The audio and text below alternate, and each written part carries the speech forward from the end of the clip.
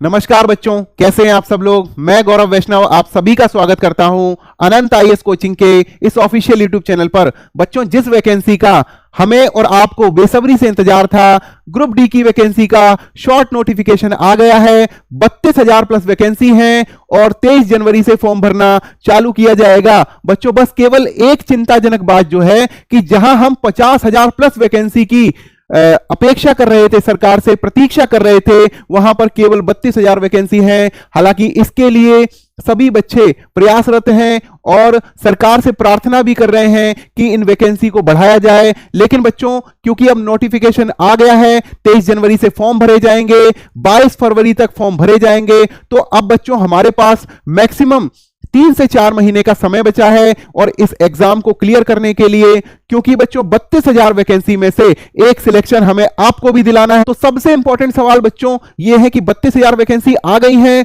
23 जनवरी से फॉर्म भरे जाएंगे, क्या वैकेंसी और बढ़ेंगी? यह सबसे इंपॉर्टेंट सवाल है। और उससे भी इंपॉर्टेंट सवाल यह है कि क्या इन वैकेंसी में आईटीआई कंपलसरी हो गया है या नहीं। तो बच्चों, यदि आईटीआई कंपलसरी किया जाता है तो बहुत सारे बच्चों की आशाएं धूमिल हो जाएंगी, जो ये सोच कर बैठे हैं कि 10वीं बेस ही ये वैकेंसी निकली है। क्योंकि इससे पहले जो भी वैकेंसी निकाली गई थी वो 10th के बेस पर ही वैकेंसी निकाली गई थी। लेकिन इस बार ये अनुमान लगाया जा रहा है कि ग्रुप डी की वैकेंसी में हो सकता है कि आईटीआई की मतलब कंपलसरी कर दिया जाए। तो क्या एज होगी, इसके ऊपर भी चर्चा करनी है, क्या सैलरी होगी, इसके ऊपर चर्चा करनी है, और क्वालिफिकेशन क्या होगी, इसके ऊपर भी हम आगे इस वीडियो में चर्चा करेंगे। तो बच्चों, सबसे इंपॉर्टेंट जो है वो ये है कि 32,438 वैकेंसी आने का अनुमान है और सबसे ज्यादा जो वैकेंसी है वो 13,137 है ट्रैक मेंटेनर ग्रेड 4 की कैटेगरी में, जो कि इंजीनियरिंग डिपार्टमेंट के अंतर्गत आता है। और उसके बाद जो वैकेंसी है, जो सेकंड हाईएस्ट वैकेंसी है, वो पॉइंट्स मैन बी में वैकेंसी है 5,058 वैकेंसी, और उसके बाद ये 3,077 है असिस्टेंट वर्कशॉप मैकेनिकल में। तो बच्चों, एक बात जो ध्यान देने योग्य है कि क्या आईटीआई इसमें जरूरी कर दिया गया है, कंपलसरी कर दिया गया है, उसको हम यहां से एक बार समझ सकते हैं कि बच्चों पहले ये जो पोस्ट लिखी जाती थी वो हेल्पर लिखी जाती थी, लेकिन अब यहां पर assistant technician, assistant assistant assistant लिखा जा रहा है। तो इससे बहुत बड़ी एक संभावना जताई जा सकती है कि 10th प्लस आईटीआई को इसके लिए कंपलसरी कर दिया जाएगा। हालांकि मेरा अनुमान यह है कि बहुत सारी वैकेंसी ऐसी भी आएंगी जिसमें कि आईटीआई जरूरी नहीं होगी, जिसमें फर्स्ट ऑफ ऑल हम बात करते हैं पॉइंट्समैन बी की। जो ये वैकेंसी है ट्रैफिक के अंडर है, यहां मुझे ये अंदेशा है कि यहां पर शायद आईटीआई ना मांगा जाए। और बच्चों, आईटीआई मांगने की सबसे बड़ी जो जरूरत मुझे दिखाई देती है कि रेल प्रशासन ने पिछले कुछ समय से दुर्घटनाओं को कम से कम करने के लिए, जनहानि को कम से कम करने के लिए बहुत ही अच्छे प्रयास किए हैं। तो उसके लिए मुझे शायद उस दिशा में ये कदम दिखाई देता है कि बच्चे जो भी सिलेक्ट होकर आ रहे हैं, यदि वो टेक्निकली प्रोफिशिएंट होंगे, अगर वो आईटीआई होगा और उसको ये जानकारी होगी कि किस तार में करंट है या किस मशीन के पास चोट लगने की संभावना है या किस काम को किस प्रकार से करने से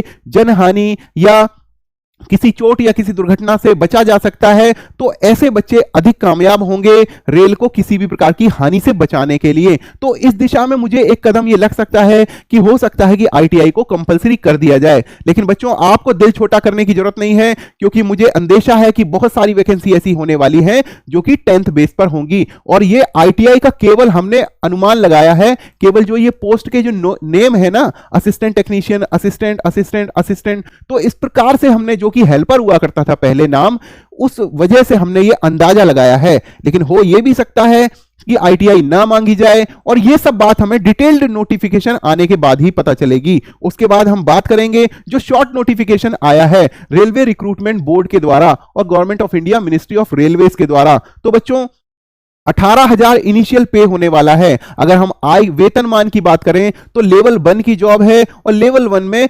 18,000 मिनिमम जो है बेसिक है। तो बच्चों, शुरुआत में जब आपकी ट्रेनिंग होगी तो टोटल सैलरी हमें क्या मिलने वाली है? तो बहुत सारे जो टीचर हैं भ्रामक रूप से बच्चों को ये बता रहे हैं कि आपकी सैलरी 90,000 तक भी पहुंच सकती है। तो बच्चों ये पूरी तरह से भ्रामक है, क्योंकि 18,000 जो भी आपकी लेवल 1 की सैलरी है उसमें क्या होगा कि आपकी ट्रेनिंग के बाद इसमें एचआरए जुड़ेगा, आपका ट्रांसपोर्ट अलाउंस जुड़ेगा और कुछ अन्य चीजें भी जुड़ेंगी, और उसमें जो टोटल मिलाकर जो आपका बेसिक प्लस डीए होगा उसमें से 10% एनपीएस के खाते में जाएगा। तो बच्चों ये आपकी सैलरी मोटा मोटा 35,000 के आसपास होने वाली है।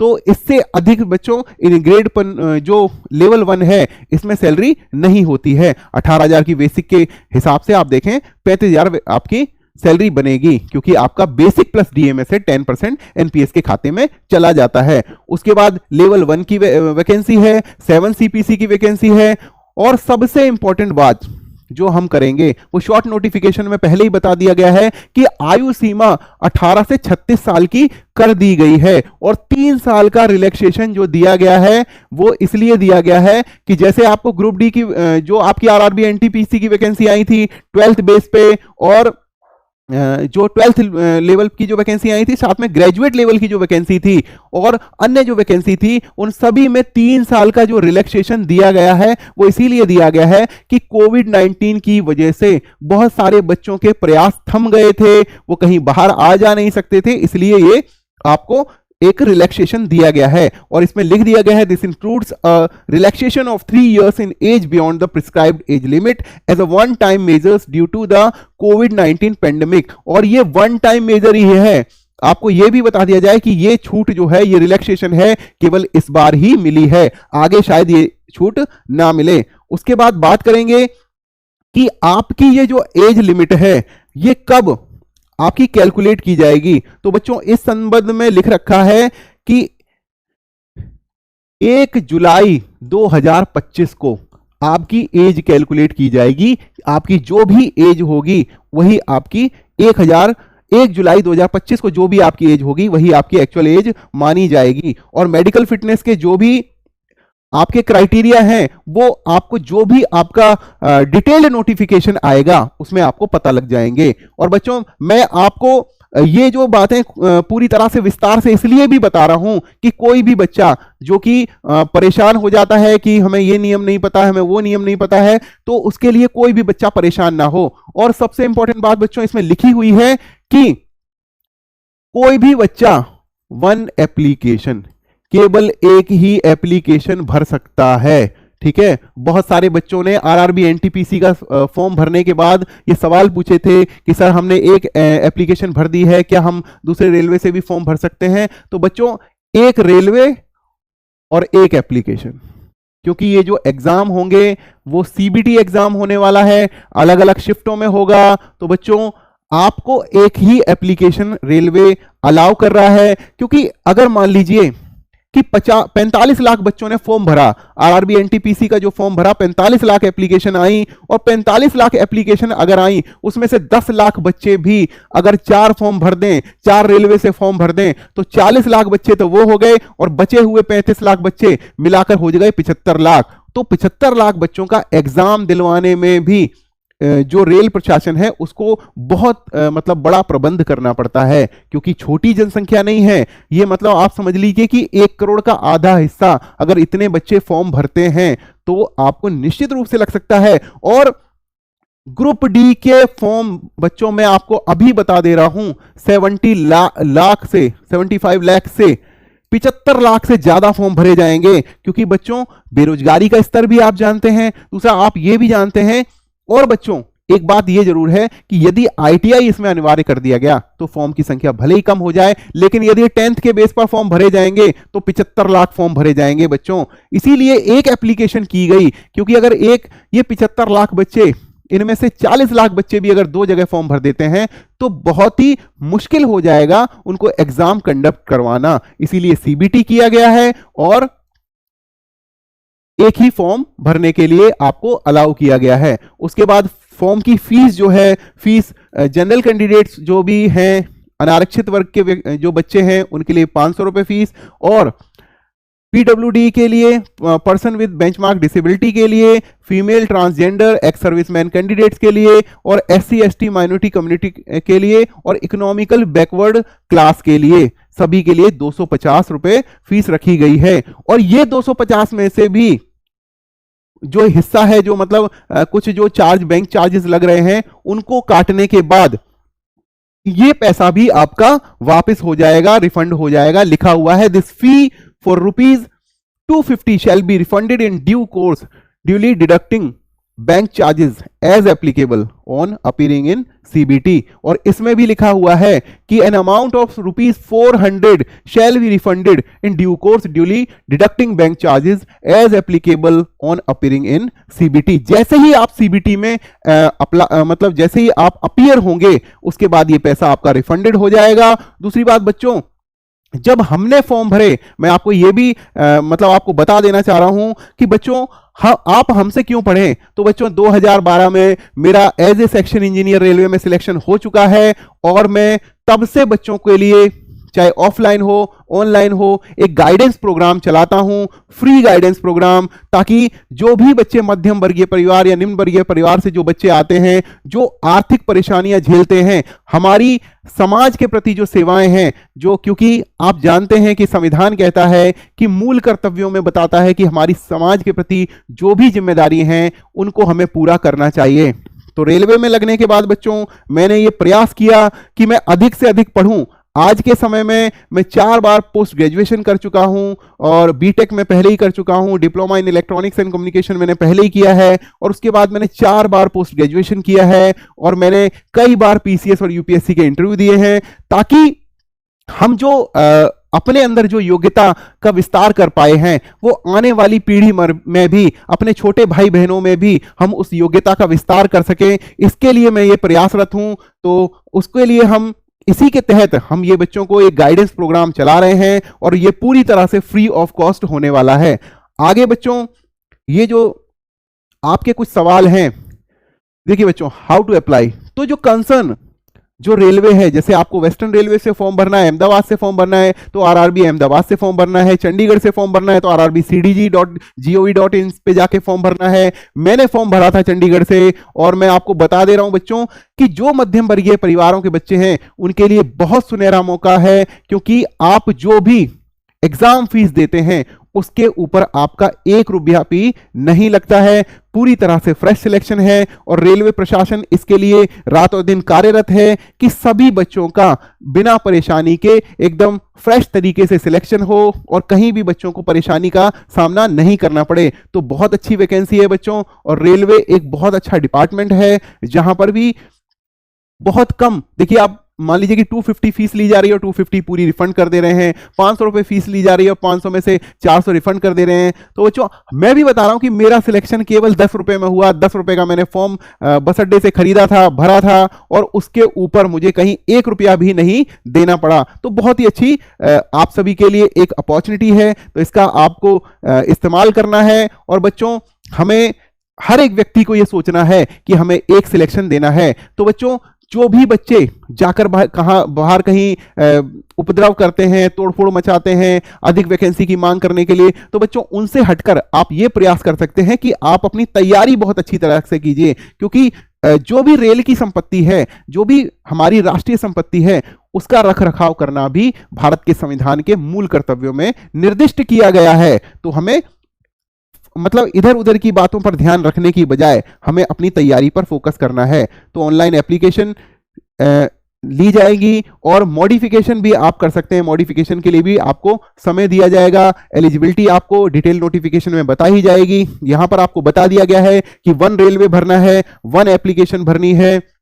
तो बच्चों ये सब तो रही बात कि एलिजिबिलिटी क्या है और आय क्या होगी और कितने क्या योग्यता है, कब तक फॉर्म भर सकते हैं, कितने फॉर्म भर सकते हैं, कौन से रेलवे से फॉर्म भरा जा सकता है, ये तो हमने इसके ऊपर बात की। दूसरी बात ये है कि जनरल जो भी हम क्या कहते हैं पैटर्न क्या होगा, तो ये पैटर्न मैंने 2019 की जो परीक्षा ली गई थी उससे उठाया है। 90 मिनट्स हमें दिए जाएंगे, 100 नंबर के 100 क्वेश्चन हमसे पूछे जाएंगे, जिसमें जनरल साइंस के 25 क्वेश्चन पूछे जाएंगे, 25 मार्क्स के होंगे, मैथमेटिक्स के 25 क्वेश्चन पूछे जाएंगे, 25 मार्क्स के होंगे, और जनरल इंटेलिजेंस एंड रीजनिंग के क्वेश्चन पूछे जाएंगे, 30 क्वेश्चन और 30 मार्क्स के होंगे, और जनरल अवेयरनेस और करंट अफेयर के 20 क्वेश्चन पूछे जाएंगे, 20 मार्क्स के होंगे। तो बच्चों मैं आपको बता देना चाह रहा हूं कि इसमें इस पार्ट की जो तैयारी है, आपके 55 नंबर की तैयारी आपको कराएंगे तिलक सर, ठीक है।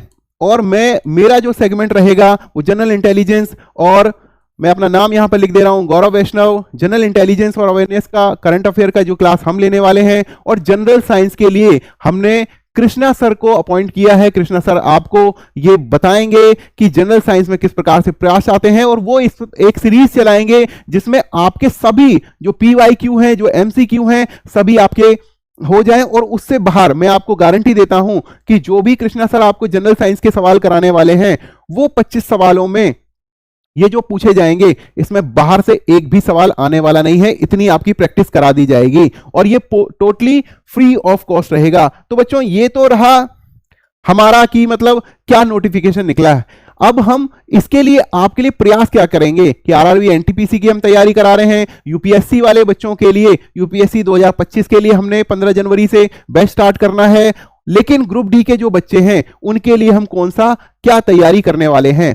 तो बच्चों, संकल्प ग्रुप डी बैच हम शुरू करने वाले हैं आप सभी के लिए, और ये आप सभी का 1 जनवरी से शुरू हो जाएगा संकल्प ग्रुप डी बैच। और इसमें आपको जितने भी हमने 5 सेगमेंट में हमसे सवाल पूछे जाएंगे, पांचों सेगमेंट की तैयारी, सॉरी आपसे देख लीजिए, 4 सेगमेंट में सवाल पूछे जाएंगे, और चारों सेगमेंट की तैयारी हम आपकी कराएंगे। कृष्णा सर आपको जनरल साइंस की तैयारी कराएंगे, मैथ और रीजनिंग की तैयारी आपको तिलक सर कराएंगे, मैं आपको GK GS और करंट अफेयर की तैयारी कराऊंगा। और ग्रुप, जिस प्रकार से हमारा RRB NTPC का फास्ट एंड फ्यूरियस बैच चल रहा है, उसी प्रकार से आपका ये संकल्प ग्रुप डी बैच भी चलेगा। और आपको देखिए बच्चों, जब जो भी क्लास अभी तक हो चुकी हैं, जैसे कंसेप्ट क्लास हैं, तो वो कंसेप्ट क्लास हम एक ही फाइल में आपको क्लब करके आप सभी को, जो भी हमारा ये बैच है, हमारी एप्लीकेशन पर जाकर आप वहां से देख सकते हैं। क्योंकि यूट्यूब पे जो वीडियोस होती हैं, वो आपको प्लेलिस्ट ढूंढने में या वीडियोस ढूंढने में हो सकता है समस्या हो, लेकिन ग्रुप डी का जो हम बैच बनाएंगे, वहां पर एप्लीकेशन में जाकर आप उस पर्टिकुलर सेगमेंट का, रीजनिंग सेगमेंट की तो सारी वीडियोस वहीं पर मिल जाएंगी। और तो बच्चों, इसके लिए जो नॉर्मली जो ऑफलाइन में कम से कम फीस दी जाती है, ऑनलाइन में भी फीस ली जा रही है, वो कम से कम 4500 ली जा रही है। लेकिन बच्चों, हमने इसको निशुल्क किया है, और 1 रुपया हमने टोकन फीस की है। वो इसलिए की है कि हमारी एप्लीकेशन पे जो भी हमने एप्लीकेशन बनवाई है, वो एप्लीकेशन सांकेतिक रूप से कुछ ना कुछ अमाउंट ले सकती है। हम इसको 25 पैसा भी कर सकते हैं। तो होने का मतलब यह है कि एक सांकेतिक रूप से आपसे 1 रुपया लिया जाएगा। और बच्चों, जिस भी बच्चे ने हमारे ग्रुप डी के इस संकल्प बैच में एनरोल कर रखा होगा, हम 1 जनवरी को एक घोषणा भी करेंगे कि हम उनके लिए कुछ उपहार भी देंगे। जो भी बच्चे 1 से लेकर 10 तक रैंक लेकर आएंगे, जब भी एग्जाम होगा, एग्जाम में जो भी बच्चा 1 से लेकर 10 तक रैंक आएगा, तो हमने उनके लिए एक ऐसा उपहार कर रखा है जो कि आजकल बच्चे, जो भी युवा वर्ग है, वो उसका सपना देखता है। तो होता यह है कि नौकरी लगने के बाद बच्चा जो अपना सपना पूरा करता है, हम नौकरी लगने के साथ ही वो सपना उसका पूरा करेंगे। लेकिन जिस भी बच्चे ने हमारे इस 1 रुपए वाले बैच में, बच्चों कोई भी फीस नहीं है, ये एक सांकेतिक रूप से है, हमने इसको निशुल्क किया है। और जितने भी PDF वगैरह जो भी हम वीडियोस कराते हैं बच्चों, तो आपको यदि इसमें एनरोल नहीं भी करना है, तब भी आपको हम पूरी सुविधाएं देंगे। वो बच्चा जो इस बैच में एनरोल नहीं करना चाहता है, वो YouTube पे जाकर फ्री में सभी वीडियो देख सकता है। लेकिन अगर एक ही जगह वीडियो सारे चाहिए, तो वो एप्लीकेशन में वहां पर जाकर ये 1 रुपए का जो बैच है, इसको एनरोल कर सकता है। ये टोटली फ्री है। 1 रुपया इसलिए है क्योंकि हमारी एप्लीकेशन अलाउ नहीं करती फ्री में बैच को क्रिएट करने में। उसके बाद जो भी PDF अवेलेबल होंगे, वो अनंत कोचिंग ऑफिशियल के नाम से हमारा टेलीग्राम चैनल है, वहां पर हम जो भी क्लास कराएंगे उसके PDF भेजेंगे। और अनंत कोचिंग ऑफिशियल के नाम से ही हमारी एप्लीकेशन है, जहां पर आपको सभी जो आपका मटेरियल है, जो स्टडी मटेरियल है, जो रिसोर्सेज हैं, वो आपको सब मिल जाएंगे। तो बच्चों, ये तो रहा हमारा प्रयास, और आप सभी को हमने बता दिया है कि ग्रुप डी की वैकेंसी किस प्रकार से आने वाली है। 23 जनवरी से फॉर्म भरा जाएगा। उससे पहले हम आपको बताएंगे कि कौन सा रेलवे भरना है, कौन सी पोस्ट भरनी है, किस जगह भरना है, ये सभी हम आपको बताएंगे बच्चों। और होप ये करते हैं कि ग्रुप डी की वैकेंसी में ITI को अनिवार्य ना माना जाए। हम सरकार से प्रयास करते हैं कि अधिक से अधिक बच्चे फॉर्म भरने के योग्य हों।